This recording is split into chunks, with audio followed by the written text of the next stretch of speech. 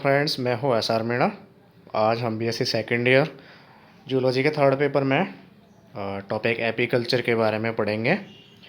सबसे पहले हम इसकी डेफिनेशन देखते हैं बच्चों कि एपीकल्चर क्या होता है। तो apiculture is the practice of keeping as well as the manufacturing of honey and bee wax. यानी हम ये कह सकते हैं कि शहद या हनी, उसके बाई प्रोडक्ट जैसे वैक्स आदि को प्राप्त करने के उद्देश्य से व्यापक स्तर पर मधुमक्खी को पालना या रियरिंग करना एपीकल्चर कहलाता है। ये तो इसकी डेफिनेशन होगी। अब बताए बच्चों की इसकी कौन कौन सी ऐसी इम्पोर्टेंट इवेंट्स हैं जिनको ध्यान में रखते हुए हम थोड़ा सा देख लें एग्ज़ाम पर्पज़ से। तो सबसे पहले 1851 में हनी बी स्पेस यानी जहाँ मधुमक्खियाँ रहती हैं पाई जाती हैं, उन स्थानों की सबसे पहले खोज एल लॉन्ग्स स्ट्रॉ द्वारा की गई थी। भारत के अंदर 1882 के अंदर सबसे पहले बंगाल में हनी बी कीपिंग यानी मधुमक्खी पालन की शुरुआत की गई। तीसरा पॉइंट आता है बच्चों की 1911 के अंदर न्यूटन ने साउथ इंडिया में बी कीपिंग को बढ़ावा देने के पर्पज़ से आर्टिफिशियल हाइव या कृत्रिम छत्ते का निर्माण किया गया था, निर्माण किया। और अगला पॉइंट है 1962 में central honey bee research centre की स्थापना की गई। ये इंस्टीट्यूट पुणे के अंदर है और काफ़ी बार एग्जाम में पूछा भी जाता है, तो आप ये थोड़ा ध्यान रखिए। बच्चों, ये जो इंस्टीट्यूट है वो आईसीआर के तहत संचालित है।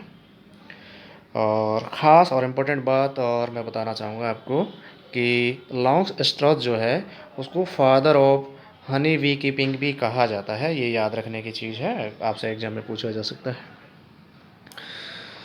ठीक है बच्चों, ये तो थोड़ी सी हिस्ट्री हो गई। अब इसके कुछ इम्पोर्टेंट पॉइंट्स हनी बी के बारे में भी हम देख लेते हैं। जैसे कि हनी बी जो है ये सोशल इंसेक्ट है, यानी कि सामाजिक कीड़े, समाज में रहता है। उसके अलावा सेकंड पॉइंट या सेकंड बात हम ये कह सकते हैं कि जो हनी बी होती है इसके अंदर हायर लेवल का लेबर डिवीजन भी पाया जाता है, श्रम विभाजन। यानी कि रानी अलग काम करती है, ड्रोन अलग काम करता है, श्रमिक अलग काम करता है। यानी कि कॉलोनी के जो मेंबर्स होते हैं उनको अलग अलग काम में बांट दिया जाता है, डिवाइड कर दिया गया है, इसलिए लेबर डिवीजन पाया जाता है। थर्ड कि इसमें पॉलीमॉर्फिज्म भी पाई जाती है, यानी कि कीटों के अंदर अलग अलग रूप होते हैं।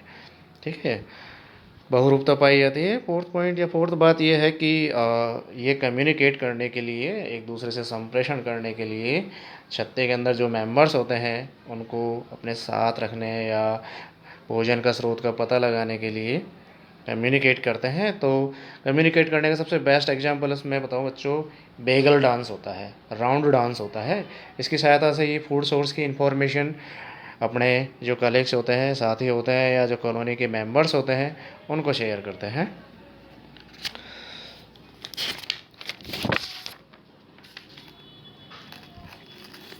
चलो बच्चों, अब हम देखते हैं कि स्पीसीज ऑफ हनी बी यानी मधुमक्खी की जातियाँ कौन कौन सी हैं। तो सबसे पहले आता है पहली स्पीसीज एपिस डॉर्सेटा।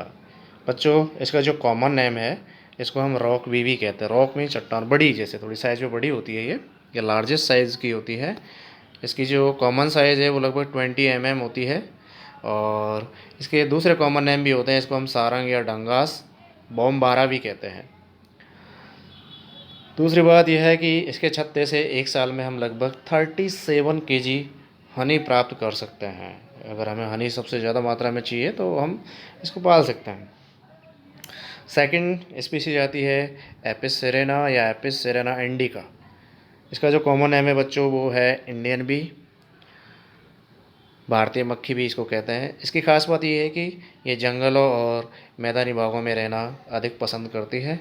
इसको डार्क स्थान भी बहुत ज़्यादा पसंद है। और वार्षिक तौर पर देखा जाए तो एक साल के अंदर इनके छत्तों से लगभग 6 से 7 पाउंड या 2 से 5 kg शहद प्राप्त हम कर सकते हैं।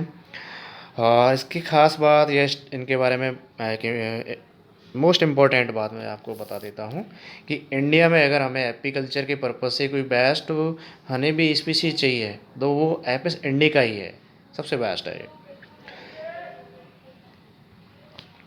थर्ड स्पीसीज आती है एपिस मेलिपेरा। बच्चों, इसका जो कॉमन नेम है इसको हम यूरोपियन बी या इटालियन बी भी हम कह सकते हैं। और इसके बारे में एक ख़ास बात और है कि इंडिया में सबसे पहले 1963 में डॉक्टर A.S. अटवाल ने इसको सबसे पहले खोजा और पंजाब एग्रीकल्चर यूनिवर्सिटी में इसको इंट्रोड्यूस किया।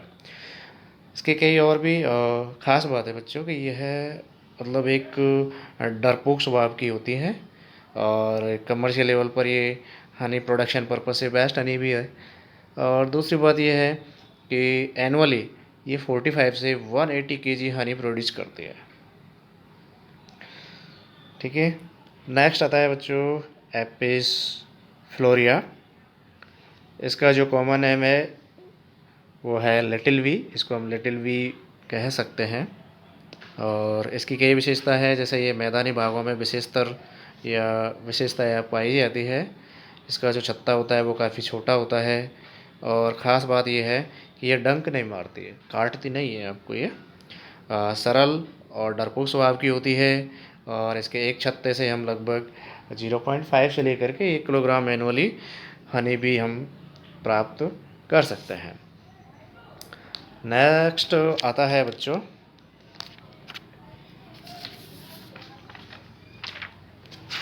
एपिस एंड्रेनिफॉर्मिस।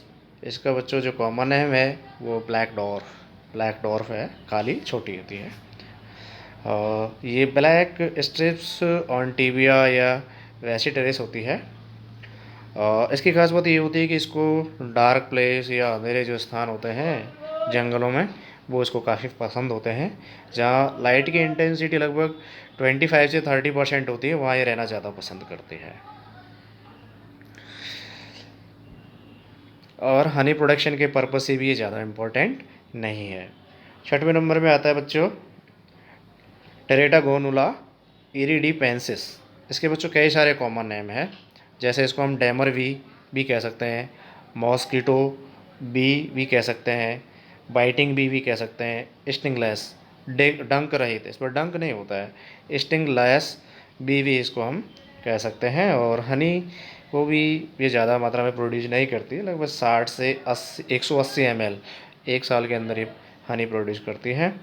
और बच्चों ख़ास बात यह है कि जब ये छत्ता बनाती है, उस छत्ते को बनाने के लिए एक विशेष प्रोडक्ट होता है जिसको हम सेरोमेन कहते हैं, उसका उपयोग करती है। और ये जो सेरोमेन होता है वो मिक्सचर ऑफ वैक्स, रेजिन और प्रोपोल्स का होता है, उसकी सहायता से अपने छत्ते को बनाती है। और इसका जो हनी स्टोर जहाँ करती है उनमें पोलन को भी ये साथ में रखती है।